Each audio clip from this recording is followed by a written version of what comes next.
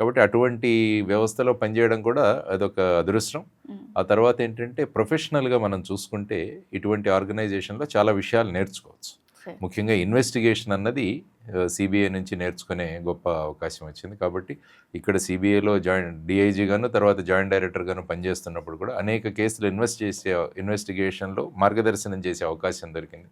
దానివల్ల ఒక పోలీస్‌గా నేను చాలా విషయాలు నేర్చుకున్నాను. ముఖ్యంగా ఇన్వెస్టిగేషన్‌లో చాలా అంశాలు. ఎందుకంటే మీరు నార్మల్ పోలీస్ తీసుకుంటే ఏమవుతుందంటే మోస్ట్‌లీ లా అండ్ ఆర్డరు, ఈ లా అండ్ గొడవలు, ఆర్డర్ కన్నా అసలు న్యాయం జరుగుతది అనే నమ్మకం అయితే తర్వాత ఉండట్లేదు ఇన్ని జనరల్‌గా. సంవత్సరాలు కేసులు పట్టడము, హ్మ్. ఇవన్నీ కూడా హ్మ్. ఆ విధంగా జరుగుతూ ఉంటుంది కాబట్టి ఇక్కడ ముఖ్యంగా లా అండ్ ఆర్డర్ ఈ విషయాలు సీబీఐ చూడదు. సీబీఐ కేవలం ఇన్వెస్టిగేషన్‌తోనే ముడిపడి ఇన్వెస్టిగేషన్. ఉంటుంది కాబట్టి నేర్చుకొనడానికి చాలా అవకాశం దొరికింది.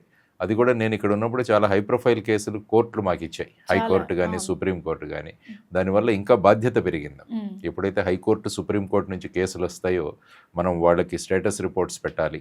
అటువంటి కేసుల్లో పెద్ద పెద్ద వాళ్ళు ఇన్వాల్వ్ అయి ఉంటారు. హ్మ్. కాబట్టి వాళ్ళు పెద్ద పెద్ద లాయర్స్‌ని తీసుకొస్తారు కోర్టులలో ఆర్గ్యూ చేయడానికి. హ్మ్. కాబట్టి మనం కూడా దానికి సమాయత్తం అవ్వాలి. హ్మ్. మనం కూడా దానికి ప్రిపేర్ అవ్వాలి. దాంతో లా పుస్తకాలు చదవాలి. హ్మ్. ఇవన్నీ కూడా ఒక మంచి అవకాశం నాకు అయితే ఒక ప్రొఫెషనల్‌గా వెళ్ళడానికి మంచి ఉపయోగపడింది